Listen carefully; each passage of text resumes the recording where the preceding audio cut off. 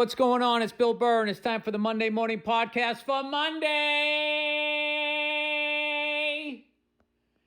December 29th, 2025. What's going on? How are ya? Holy shit, it's the last goddamn Monday of the year. And I would say the best Monday of the year. The Monday between Christmas and New Year's. Because most likely you have it off. Well, at least you did back in the day. Not these fucking heartless bastards now. They send you right back to work. You know? They send you right back to work. They make people put tips on credit cards. They take a portion of your tips. They fucking make money off of that too. They don't give you any benefits. And we all know who the problem is. The fucking immigrants. If we could just get these fucking immigrants in a van and stuck in a jail with alligators around them, then all of a sudden these billionaires, you know, they'll start loosening up the purse strings and they'll start trickling down again. Totally makes sense. Got to get these fucking illegal immigrants out of here, man. You know, these fucking people are you know, picking fucking kumquats for $3 a month. And, you know, if they can do that for 200 years and then pool all of their money together to somehow keep up with inflation, they will, in fact, outbid one of you on a house. Just glad we got our priorities straight. I'm so sick of them pointing the finger at the wrong people. Finally, they're pointing the finger at the right people. You know, get these goddamn illegal immigrants out of here so the pharmaceutical industry can actually, you know, focus on their job. Doing the right thing for everybody, you know? You watch, man, once they get these illegal immigrants out of this country, you watch all of a sudden, magically, Democrats and Republicans will start working for the people. You won't be able to bribe them anymore. Why do politicians make such little amount of money? You know, if anybody should get a pay raise, forget the fucking teachers. Let's start with the politicians. You know, if you're going to be president of the United States and have to deal with that many fucking bodies, you know, I'm not talking about the whores by the fucking First Lady pool, whatever they call that thing. Huh? The Look the Other Way Lagoon? Is that what they call the fucking... Oh, if that pool could talk. Is there a pool at the fucking White House? Wait a minute. Do you only make like $200,000 a year to be president and you don't have a fucking pool? That's got to be the worst fucking place to live ever. You must feel like a fucking zoo animal. Just sitting there and all these people with like their faces pressed up against the fence. It would be bad enough if you just had a bunch of people looking at you in your house. You know, in general, that would suck. But to have them fucking, like, all of their hopes and dreams are on you. They're blaming you for everything. Like, how does I can't believe no president has ever walked out onto the balcony and just been like, will you guys get the fuck out of here? Can I have 5 fucking minutes? You see this red phone? I'm going to pick it up if you fucking guys don't take a walk. Keep standing there. Keep standing there. I'll start pressing buttons in here. Mr. President. Mr. President, nothing. My name's Bill. I'm getting the fuck out of here. Right? There's no way. How do you not lose your goddamn mind? And the whole time you're in there, you got to make all these decisions knowing that it's not good for your country, that it's good for a small group of people. But if you don't do it, you're going to get a convertible ride in Dallas. The least you could do is make more money than some fucking whore on TikTok. And it doesn't happen. And then what do? We wonder why these politicians are corrupt. They're not making enough money. We got to pay them. You got to give them enough money where they're unbribable. And then what? What if they're still an asshole? You know, there's too many variables. Ah, Jesus Christ. You know, Bill, just stick with sports. Just keep watching sports. And playing drums. That's what I'm going to do. Okay? That's my life goal. Just keep watching sports. And, occasionally running into people that watch the news and just ride out whatever they're saying. There's nothing worse than having somebody informed in your life. Jesus Christ. If you just want to constantly be in the fight or flight mode. And I don't mean somebody that watches CNN or Fox News, the sitcom of news. I don't mean that bullshit. I mean somebody who's actually digging deep. Getting into the fucking weeds on the internet. Going rogue. I love people that fucking go deep on the internet. Like you're going to be the one that figures it out. Like the internet's not going to get you. You're not going to get radicalized. That's for all those other people. Dude, the amount of people that I have seen that have just we've all gone a little, can we admit, we've all gone a little crazy on the internet. The internet will fucking, even at the most basic level. Remember when eBay was the thing? That was sort of the shopping fentanyl, is that how you say it? 10, 20 years ago? I would be up at 2 o'clock in the morning after doing a spot in New York, and I would be bidding on 1977 Topps football complete set of cards and being psyched when I won.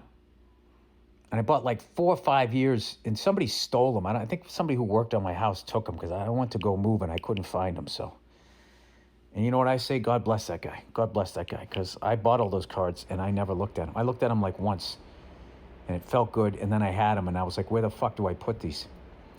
But I only like the ones from when I'm a kid.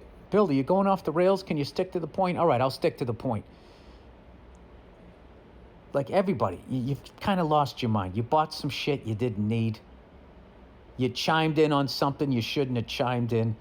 That's light work, right? Then you got the mezzanine level of losing your fucking mind is you just start going deep into porn. You know what I mean? Like a cinephile mixed with human trafficking. Before you come out the other side going, what the fuck did I just do to my soul?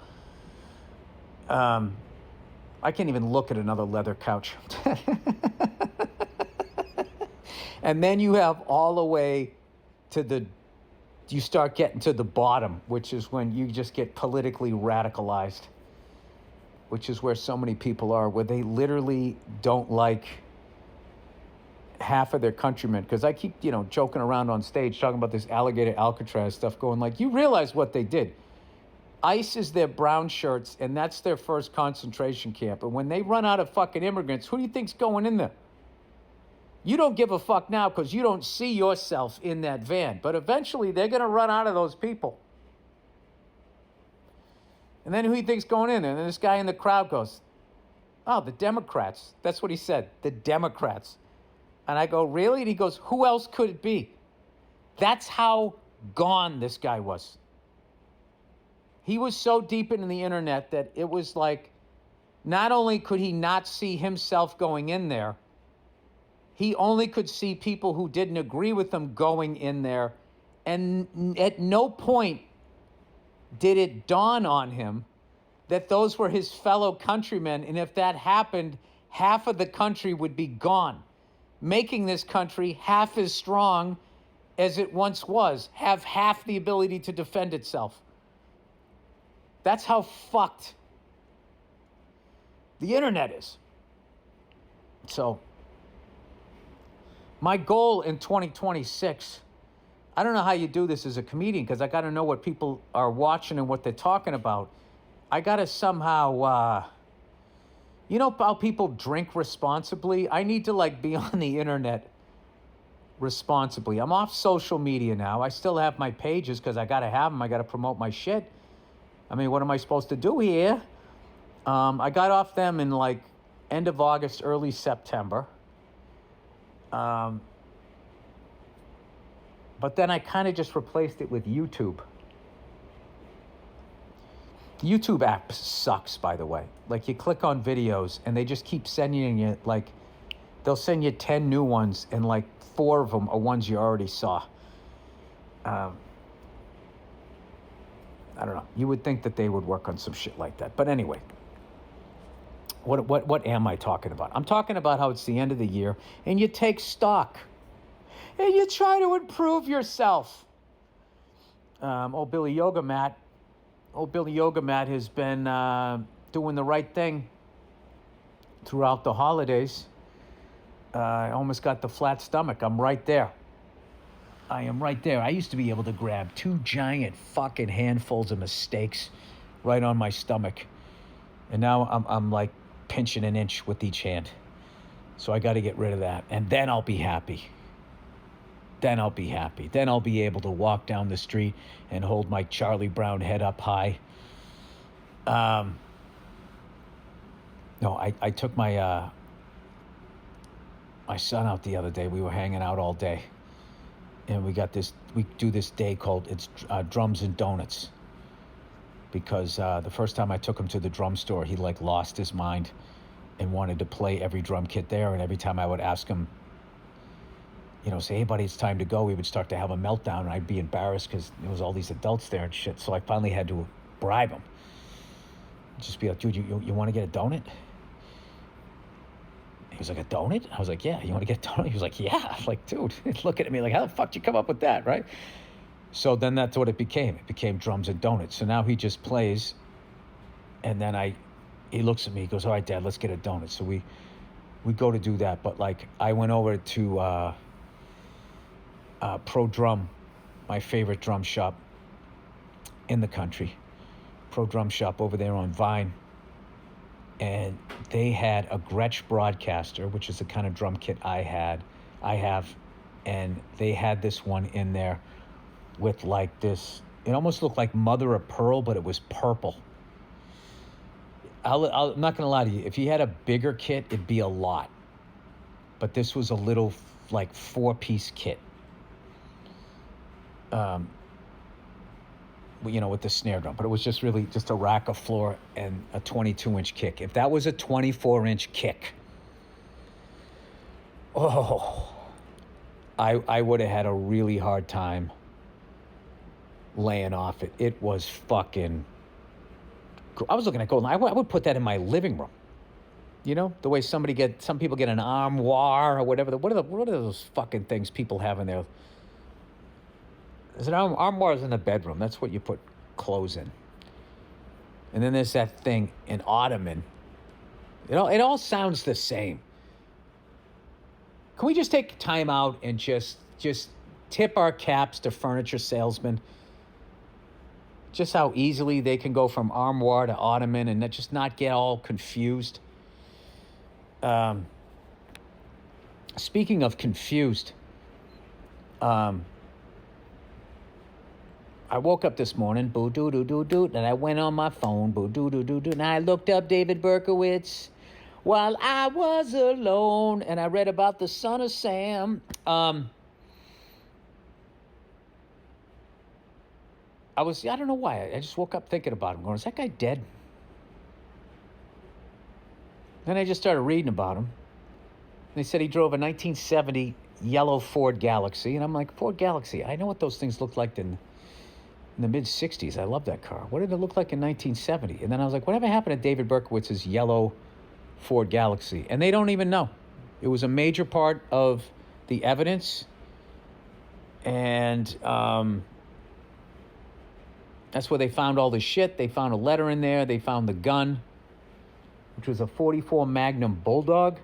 It got the nickname Bulldog. I just went down this rabbit hole. It got the nickname Bulldog from an English service revolver that existed. They made them for almost 100 years, from like the 1860s to the 1960s, and they showed all of these wars that it fought in, and I had never heard of half of them.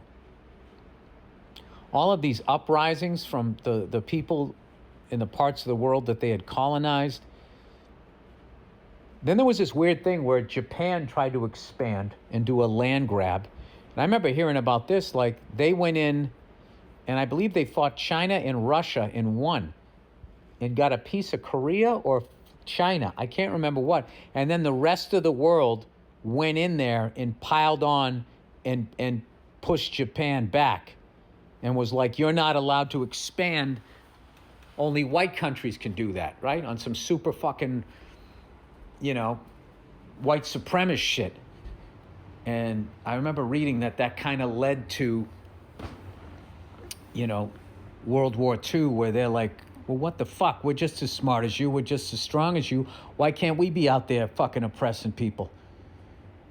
You think you're evil. Well, we got some evil that we want to do. And then they came back like the Empire Strikes Back, World War II.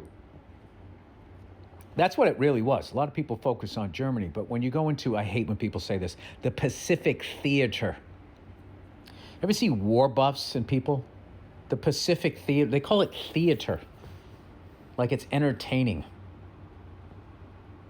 I don't think anybody who ever fought hand-to-hand combat in a fucking war or was actually up close to it ever called it theater. I'll get me honest with you, I still don't understand why it is so widely accepted to this day. Like, I don't get it. Like, the amount of shit that as a comedian you can't say, but you can still go to war for a fucking corporation. You can have these false flag wars and all of these fucking, so-called journalists working for two fucking billionaires don't fucking say a goddamn word about it. It's that makes you think. So anyway, I was just looking up the history of that English gun. And like next thing you know, I'm in Indonesia, I'm in Japan, I'm in China, I'm in South Africa. It was fucking wild. It's all over Europe. I mean, they did some damage. They did some damage with that gun. And then I was thinking like, yeah, I wonder how much a vintage one of those costs. Because I am a closet like gun guy. I love guns. I am afraid of them because I have no training in them. But I'm not gonna lie, they are fucking. They're fun to look at. But I like I like the revolvers and I like the old West rifles. I like that shit. I'm not into that 1812 Revolutionary War shit. I like the M1. I like the M16. I'm a child of the 80s, so I love an Uzi. And any fucking gun that like Stallone had, I was into that, or Clint Eastwood. I just like all of that shit. I've shot plenty of guns. I've just never had any training.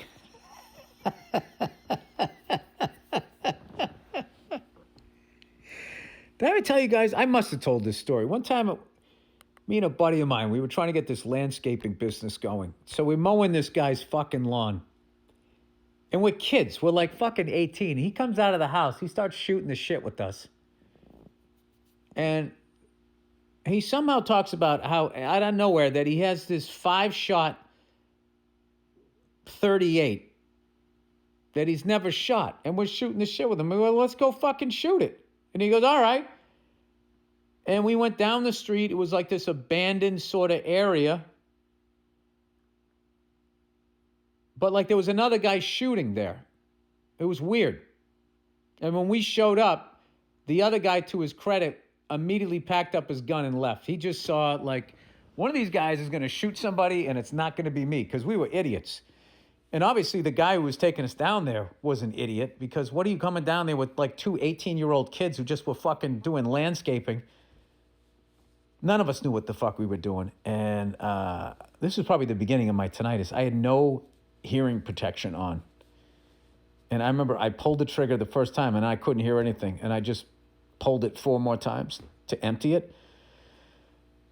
And my ears rang for like 3 days. And then it went away, but then I kept listening to fucking AC/DC and playing drums, and then that was the end of it. Then I got tinnitus, and then that was it. But that wasn't the first time I shot a... First time I think I shot a gun... Was it a starter's pistol? I don't know what it was. It was something my dad had. And he just had me pointed up at the sky. We didn't even open the back door fully. Dude, this is the 70s and the 80s. The 70s was the starter pistol. The 80s was the 5-shot 38. And you just did this shit. And by the way, what we were shooting at and we were trying to hit was a burned out car down this like industrial area that somebody had clearly stolen it and burned it for the fucking insurance. And it was just sitting there. Like, I don't know if you guys, unless you grew up in New York, but when you used to drive down to New York City, you know, one of the ways you knew you were getting close was there was just burned out vehicles on the side of the road right up until the 90s. Like Giuliani was like, you know, he gets a lot of shit, but he did a lot of good stuff. He did do a lot of good stuff as far as the aesthetic of the city. Like, just going out there and being like, pick up those fucking cars. It's like just driving into the city to see burned out cars. They not only were they set on fire on the side of the fucking highway, they burned up until the flame went out. Or maybe the fire department came out and they put them out and they just left them there. It gives you your perception of the city before you even got there was like, there are no fucking rules here. There are no rules. I can set up shop and do whatever the fuck I want because this is the Wild West. And I always thought one of the best things Giuliani did for tourism and everything for New York City was to pick up those fucking cars. Because I remember my whole family, we drove down there for a Yankees-Red Sox game in 1983 when Dave Righetti Spaghetti, was on the mound, sat in the upper deck. It was the second Yankee Stadium, the refurbished Babe Ruth one, the Reggie Jackson one. And I remember it was fucking hot as balls, but I remember driving down into the Bronx. I was just like, I was scared. It was a day game. I was like, dude, what the fuck is this? New York is crazy. Crazy. That always kills me. There was 2 times when I was in New York when I was a kid, and I just think about what was going on. Like the first time I went there was the early 70s. My dad had business down there. We all went down and went to the Statue of Liberty and everything. And I was thinking like, I was down there and right around the time Martin Scorsese was shooting Mean Streets, you know, with fucking a young Robert De Niro. Like I was there. Like that time might have overlapped. I was there before Taxi Driver. I always think of shit like that. And then in 1983, it's like CBGBs had moved to like new wave at that point. The Beastie Boys were just starting, Run DMC, all of that shit was going on right across the river. And I was in the Bronx and all of that shit was going on. I don't know, like just like fascinates the hell out of me. Also, Led Zeppelin, that was like right around the time they shot Song Remains the Same. And, you know, I don't know, like, I don't remember what year or what month we went in the early 70s, but I always think about that shit. So anyway, plowing ahead. Speaking of that, I saw some movies this week. Oh, Billy movies. I got so much shit to talk about. I saw Is This Thing On? The Bradley Cooper movie. Me and Nia absolutely loved that movie. Will Arnett is fucking amazing. And he was such a natural as a stand-up comedian, and his material was fucking great because he was being vulnerable and personal. All of this stuff that's like the hardest thing to be as a comedian, being vulnerable and like open as a comic usually means the crowd's, you feel like the crowd's going to come at you. So you know, stand up is a lot of cattle prodding and fucking defensive posture for a long time. And his character's married to Laura Dern's character. They were both amazing. And Bradley Cooper is absolutely fucking hilarious in this movie. He was so goddamn funny. And the woman that played his wife, Andra Day, I just loved her character because the movie is not necessarily about stand-up. It's more about like relationships. It's a great adult movie, put it that way. Me and my wife, it was a perfect fucking date movie. And it was also, I loved the way it was shot. I became a huge fan of Bradley Cooper as a director. I never saw Star is Born, all right? You know, I don't lean that way, you know. I don't go see musicals. That's like a movie I would see on a plane, you know?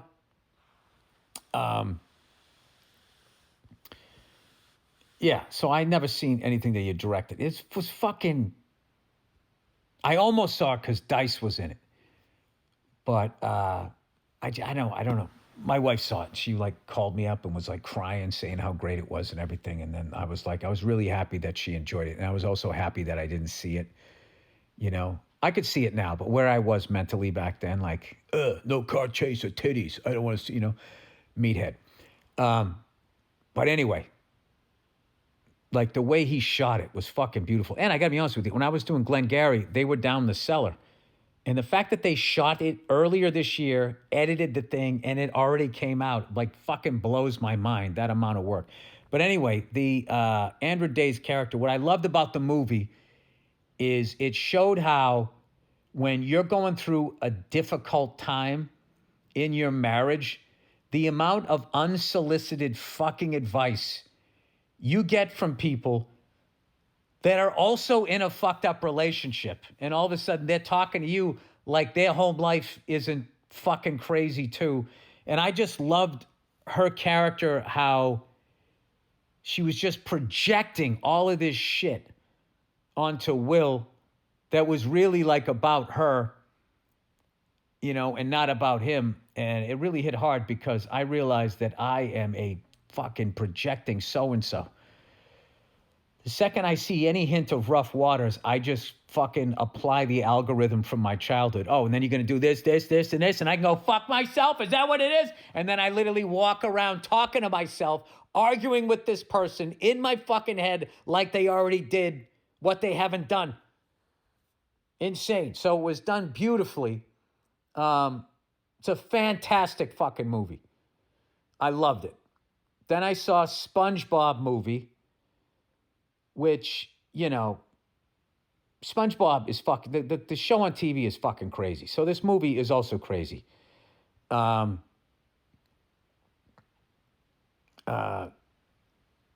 would I give that movie? That movie, it's you know, it's a lot. SpongeBob is a lot. You know, there's a lot of maniacal laughing, and then it continues, and it's like, you know, SpongeBob is fucking out there. But my kids loved it. So I saw that, and then last night I saw, what the fuck is that name of that movie? Marty Supreme. On a whim, as they say. I was out to dinner with a buddy of mine and my lovely wife, and then he was like, what are you doing after this? She goes, we're going to go see the movies. And I'm looking at Nia going, are you fucking crazy? Yeah, let's go see at 10 o'clock.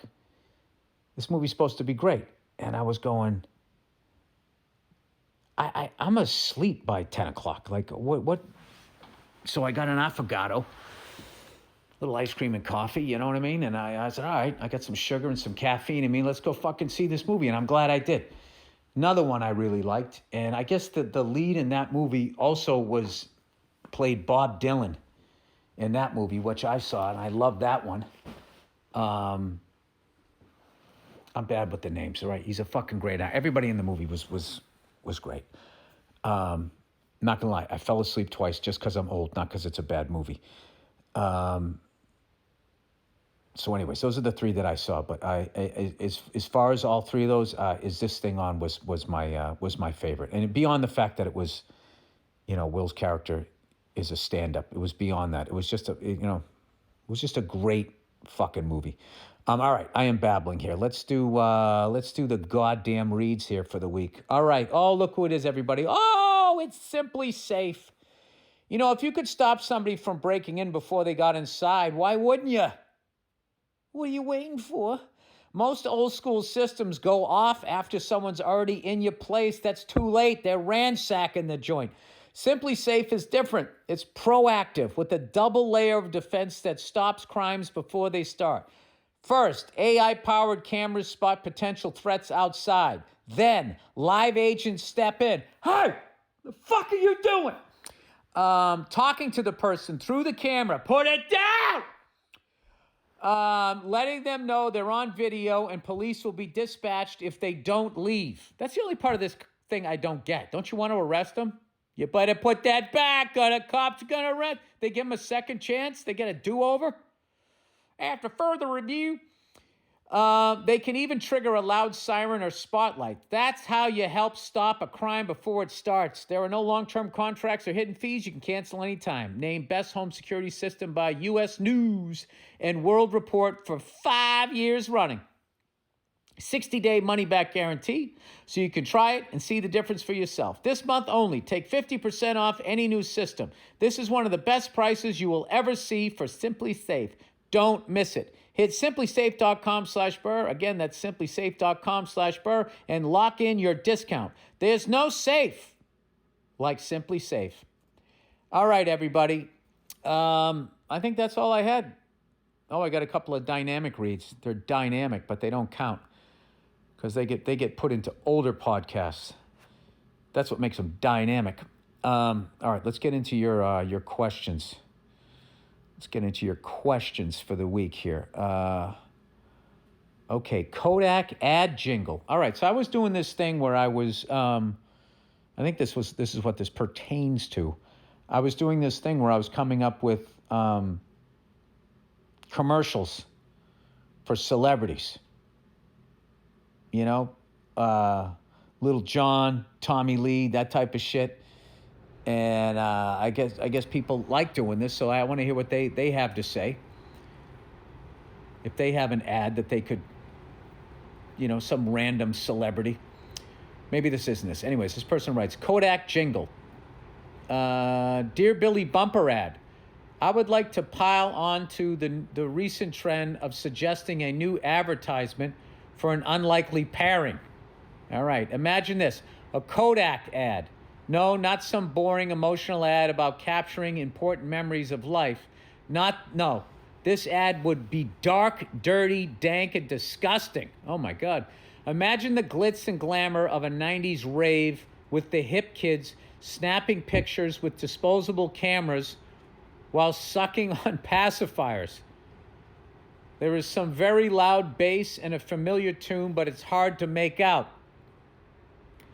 Okay, I'm in so far. By the time the ad is about to wrap up and some large group of drugged up kids are taking a group photo, that the song is clear. It's a parody of the classic Prodigy track, Smack My Bitch Up. But this time, it's Snap My Picture, Take My Picture. While a glorious Kodak logo displays across the screen. They can even use some catchphrase like, a permanent reminder of fading memories, Kodak. All right, dude, that's about as dark and as edgy as it gets because it's Smack My Bitch Up. The lead singer of Prodigy is dead. You're showing young kids on drugs and in mindsets where they're not in a place to give consent. It's all giving Woodstock 99 vibes. But, you know, rage bait and controversy, that's what sells now. You know something? God damn it, I think you got a winner. This is how much times have changed. When I was a kid, like, you know, Kodak had the Kodachrome film. And Paul Simon wrote a whole fucking song about it.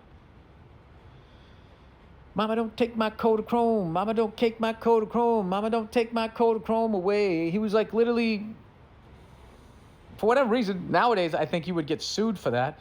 You'd have to get their, I don't know, licensing or their blessing.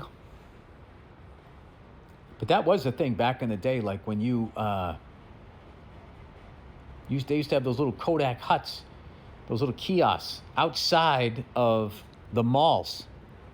And you would pull up in and you would just hand off your film. And it was 24-hour development, and then you would come back and they would give it to you. And what was funny is that as you got older and you started, hooking up with chicks and shit and taking pictures with them and they're fucking naked and stuff, a lot of times they wouldn't give you those photos if they were naked, but sometimes they would. Sometimes they kept them, sometimes they didn't, but what were you going to say? It's the way it was, people. It's the way it was back in the day. All right, flying north. Hey, Bill, on your last podcast, you mentioned a place to stop going north. You probably already have checked, however. What? On your last podcast, you mentioned a place to stop going north. You probably already have checked, however.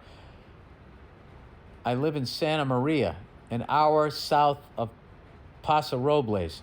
I know you were here a little bit ago on a Harley run as I was talking to Dean about it. Oh, yeah. The airport has little traffic unless there are fires. They refuel everything here. Oh, yeah. All right. Good to know. Well, that's the scenic route because I want to fly, up from Camarillo. If I do the straight shot, I could just follow the coast if I wanted to. But I'm very excited to do that. I just haven't had time with the kids and them being off and everything. Obviously, family first, but I'll get there in January. That's good to know. Person says, on another note, keep doing the breathing. For years, I wanted to share my experiences with it with you and how much it helped my life in many ways, including breathing through a widowmaker heart attack with 100% blockage 10 years ago. The stuff gets better and better. Well, Jesus, that took a left turn. Hope you and yours had a wonderful Christmas. Yeah, I got to be honest with you. The breathing has really been helping me. And like audible sighs.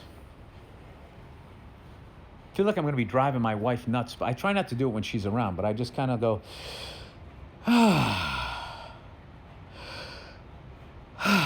and just breathe in through the diaphragm and just get yourself out of breathing in the top of your chest, fight or flight, what the fuck's going to happen next.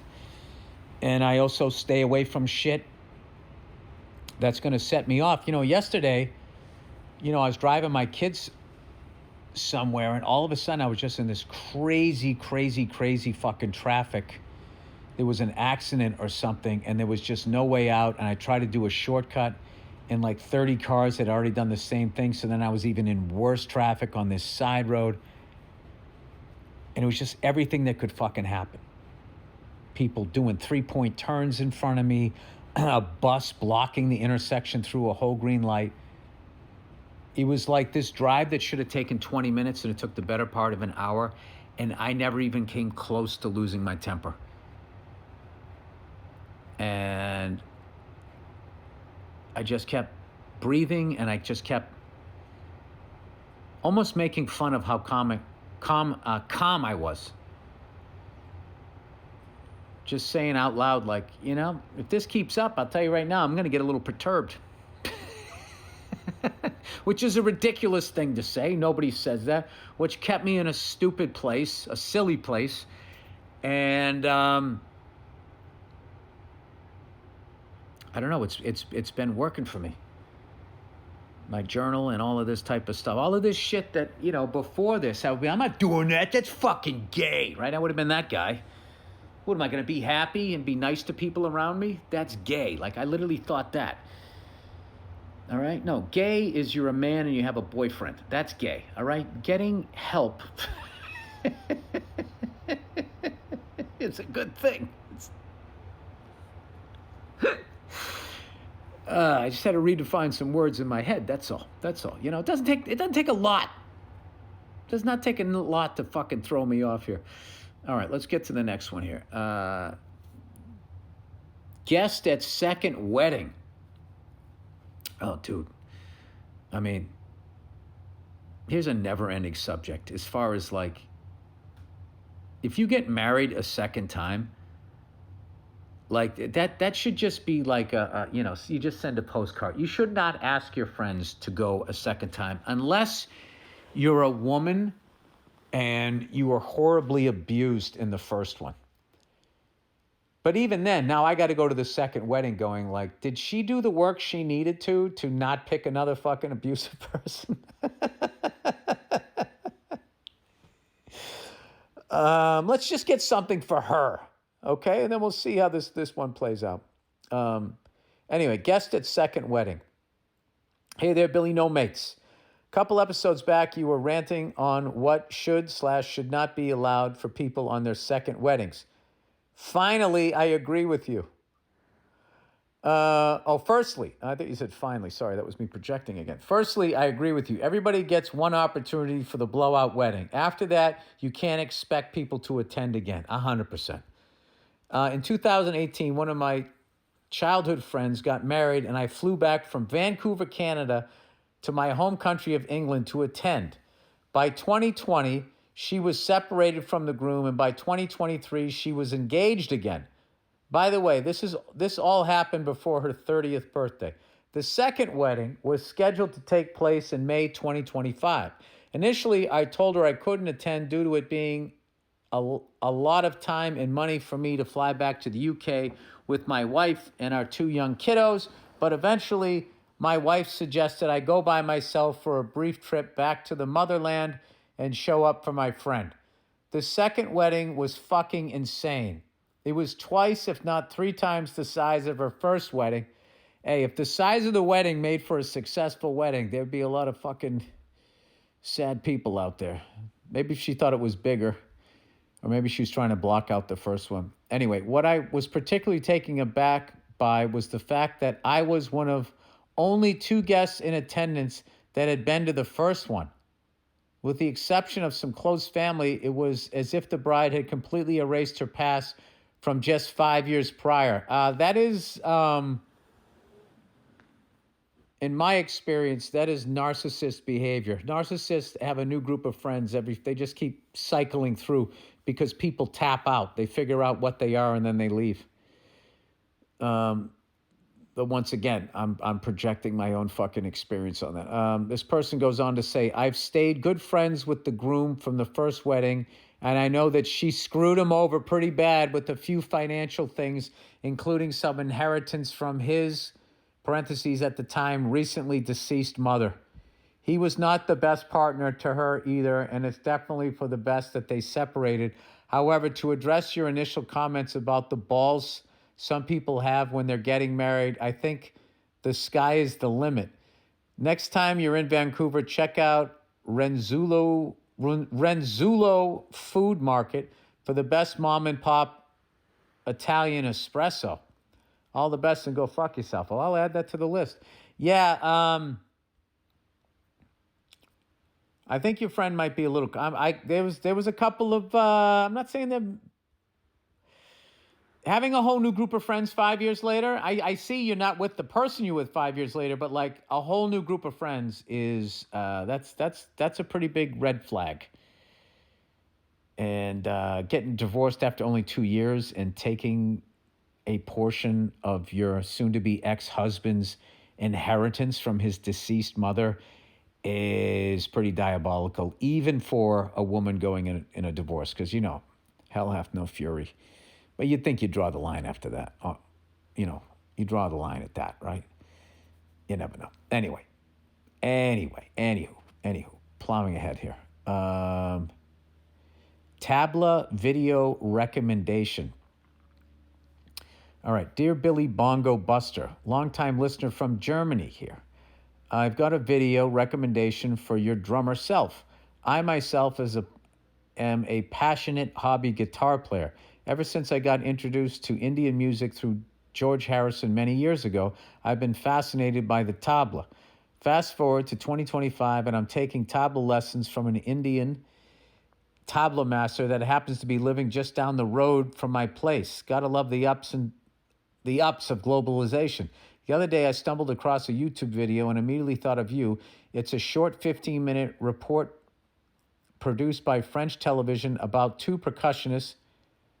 I hope I don't mess up these names, but I know I'm going to. Zakir Hussain from India, tabla, and Tata Guines, Guines, with the umlaut over the U, from Cuba.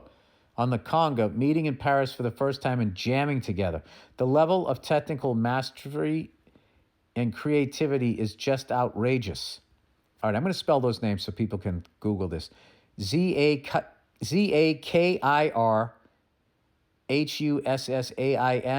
and then Tata, Tataguines,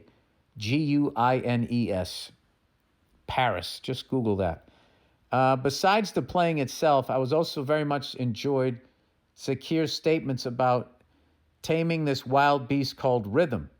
Great insights into the mind of a master musician and a chance to practice those French phrases of yours. Anyway, what do you call a drummer with half a brain? Gifted. Oh, the drummer jokes just never stop. Thank you very much for your great work. I hope you keep it up for many years to come. Enjoy life with your family and go fuck yourself. I'm definitely going to check that out. Indian drummers are some of the best drummers on the planet, and it's amazing. Like they learn how to like sing rhythm and speak it before they actually play it, as opposed to the way I learned the Western way, which is you learn this very mechanical way. And now all of these years later, 35 years later, since 37 years ago I started playing drums, I am now finally trying to sing rhythms and play them as this exercise. And it's like very difficult for me, super frustrating, but also like each time I do it, I feel like this part of my brain is opening up and it's making me play better and really listen to what I'm playing. And as opposed to, I've always said, like, I feel like I was doing drums rather than playing them, if that makes any sense. And so I would think if I was a drummer taking tabla lessons just to learn how, from a true, not from some white guy that just bought one, take it from an Indian dude who learned over there the right way, like I would think that would help your, drum set drumming.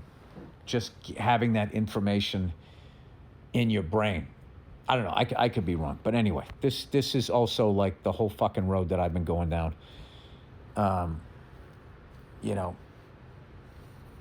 Old Billy Yoga mat, and just fucking not being a stressed out lunatic anymore. I forgot to bring up in that Marty Supreme movie, the two things that what really blew me away in the movie was one of the actors in there is one of the guys on Shark Tank, and he does a fucking great job. I'm forever sticking up for acting because everybody thinks it's fucking easy, because they see somebody that doesn't act go in and do a good job, but a lot of times they're playing like a version of themselves. You know what I mean? Or they're playing themselves. So at that point, all you got to do is memorize the lines. And if you're natural, you can make it sound believable. But like, the true actors, they're like different. Like this kid who's in this movie, like there's not an ounce of that Bob Dylan character that he was fucking doing in this new thing. And to me, that's like truly acting. Like you're like, those are two different people and you're the same person playing both and you are two different fucking people. But anyways, the Shark Tank guy, I got to give it up. The guy was fucking great. And then probably my favorite character in the movie and performance was Gwyneth Paltrow, which I was a little bummed out this year because I thought she retired. And one of my favorite things in this business is I root for people that retired.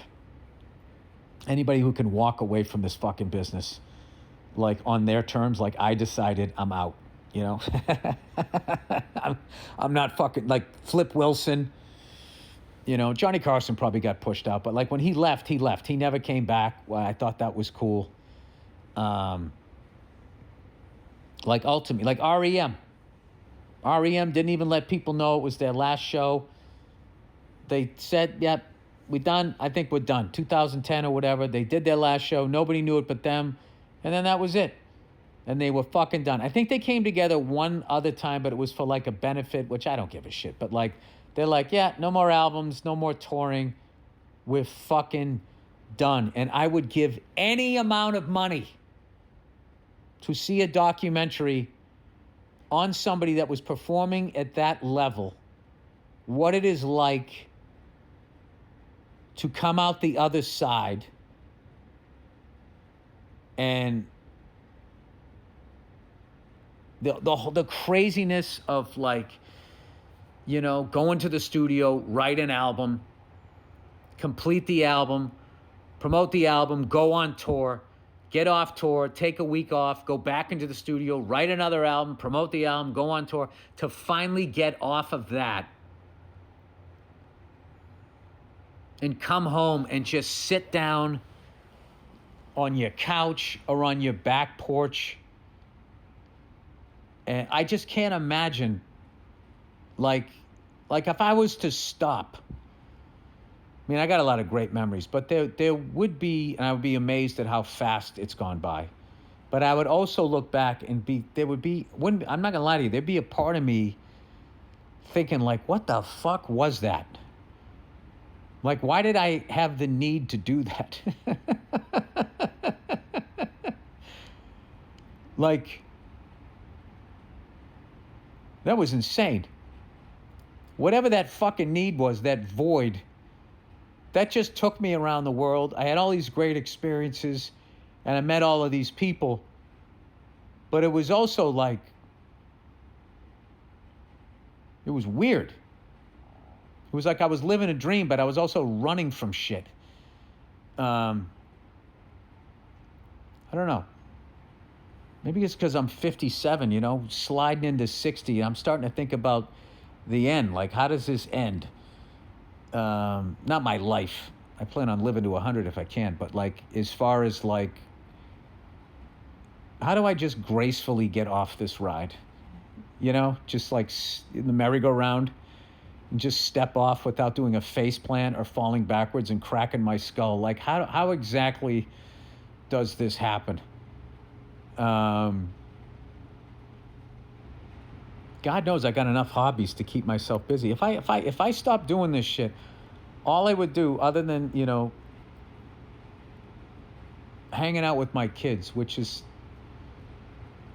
my number one priority, because I'm not going to work as much as I have in the past. I think that Broadway play, Being Away, that was it for me, as far as like this showbiz shit. And now that I've finally calmed down and gotten rid of my anger, which I know is an ongoing project here, like, I'm going to just, you know, always going to do stand-up and stuff, but I am going to, like, be much more, I don't know what, like, I'm not going to be, you know, my whole career, people going like, dude, how do you got time to do all of this shit? I don't want to be that guy anymore. I have been home for most of this last half of the year. I mean, not gonna lie to you, I'm still, you know, I got a production company, so I've been writing my ass off and everything during the day. I'm still productive, but just not having to go to LAX, you know, fly somewhere, give people a show, and then come back and take like a day and a half to get fucking acclimated to the way that would stir up my ADD running around. I'm kind of looking forward to like, I don't know, the final third of this fucking experience. I feel like when I get to 60, I'm into the final, you know, act 3 of being a comedian and doing all of that shit. And I plan on that doing like a victory lap. You know, fucking survived it. I got where I wanted to be. You know, I didn't die on the fucking road. And, you know, made it out for the most part unscathed because, you know, not to bring you guys down, but when I look back at just the amount of fucking people, you know, I'm at that age. I'm looking at the pictures on the wall, my friends, people I've met and everything in my office, and there's a lot of fucking people that aren't here anymore. So, you know, do you know what death really bugged me? Of how, like, uneventful it was? I don't know why. Chuck Woolery. Dude, Chuck Woolery was the fucking man. I'll be back in 2 and 2, and everybody loved that guy. Everybody loved that guy. And he just passed away, and that was just like, was like nothing happened. Like, that was one of the most legendary game show hosts of all time. Great looking guy. He made the Rolex Presidential. Like, he brought that to the mainstream. Everybody's like, what kind of watch is that? What the fuck is that? And I don't know. I guess it kind of made sense with his personality. He was so fucking smooth. I guess when he died, like, it was just a chill, smooth thing. But I was kind of like, I thought he deserved more. There's one for you. Give me a top 3 artists or celebrities, whatever the fuck they are, that died, and you thought they deserved way more fucking attention than they got. Like, I was sitting there going like, that was fucking Chuck Woolery, everybody. I'm the only person right now. Like, he was like like Ozzy Osbourne he got the send-off that he fucking deserved. That was one that, as sad as it was that he passed away, the fact that he got to do that final show, and not only all of those fans, all of those musicians got to go there and say goodbye and all of that. Not that they were aware that he was going to be gone a few weeks later, but like,